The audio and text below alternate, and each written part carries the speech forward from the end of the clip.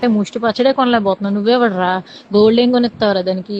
అలేఖ్య చిట్టి పికిల్స్ రేట్లు కొంచెం ఎక్స్పెన్సివ్ గా ఉన్నాయి అని అడిగిన కస్టమర్ కు ఎలాంటి సమాధానం ఇచ్చారంటే ఆ ఆడియో విన్న ప్రతి ఒక్కరికి కూడా దిమ్మదిరిగి కళ్ళు బయర్లు కమ్మేస్తాయి. సోషల్ మీడియాలో అలేఖ్య చిట్టి పికిల్స్ గురించి ప్రత్యేకంగా చెప్పవలసిన అవసరం లేదు. ఇది రీసెంట్ గా ట్రెండ్ అవుతున్న టాపిక్. వీళ్ళు అమ్మే పికిల్స్ కి ఒక కస్టమర్ వాట్సాప్ లో కాంటాక్ట్ అయితే వీళ్ళు ఆ పచ్చళ్లకు సంబంధించిన రేట్స్ పెట్టారు. రేట్స్ కొంచెం ఎక్స్పెన్సివ్ గా ఉన్నాయి అని ఆ కస్టమర్ అడిగితే వీళ్ళిచ్చే సమాధానం చూస్తే ఒక్కొక్కరికి కళ్ళు బయర్లు కమ్మేస్తాయి. ప్రజలు ఎంత అమాయకులంటే ఎవరో ఒకరు సోషల్ మీడియాలో కొంచెం ఫేమస్ అయితే చాలు వాళ్ళు పచ్చళ్ళమ్మినా బట్టలమ్మినా వాళ్ళు ఎలాంటి పనికి మాలిన యాప్స్ ప్రమోట్ చేసినా వాళ్ళని గుడ్డిగా ఫాలో అయిపోతూ తెగ కొనేస్తూ ఉంటారు. అసలు ఊర్లో ఎక్కడా షాపులు లేనట్టు వీళ్ళు ప్రమోట్ చేసే ఫేస్ వాష్లు, వీళ్ళు ప్రమోట్ చేసే పచ్చళ్ళు, వీళ్ళు అమ్మే బట్టలు, ఆఖరికి పనికి మాలిన బెట్టింగ్ యాప్స్ ని కూడా తెగ ఫాలో అయిపోతూ ఉంటారు. అసలు ఆ కస్టమర్ ఏం తప్పు మాట్లాడారు? రేట్లు కొంచెం ఎక్స్పెన్సివ్ గా ఉన్నాయి అనే మాటకి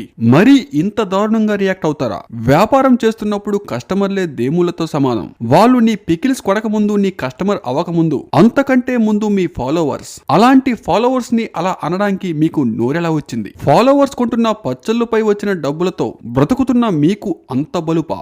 ఏదైనా తప్పుగా కస్టమర్ మాట్లాడితే అలా రియాక్ట్ అవడంలో తప్పు లేదు. కానీ అవతల మాట్లాడుతున్న వ్యక్తి ఏమీ అనలేదు. జస్ట్ రేట్లు కొంచెం ఎక్స్పెన్సివ్ గా ఉన్నాయి అనే మాటకి మరీ ఇంత దారుణంగా సమాధానం చెప్తారా? పాపం ఆ కస్టమర్ ఎవరో కానీ జీవితంలో ఎప్పుడు కూడా ఆన్లైన్ లో ఏ వస్తువు కూడా పర్చేస్ చేయరు. బయట ఎక్కడైనా కూరగాయలు కొనాలన్నా కూడా బేరం ఆడకుండా కొనుక్కుని వెళ్ళిపోయేలా చేశారు. వీళ్ళు మాట్లాడిన మాటలపై మీ అభిప్రాయాన్ని కామెంట్ రూపంలో తెలపండి. Thank you for watching.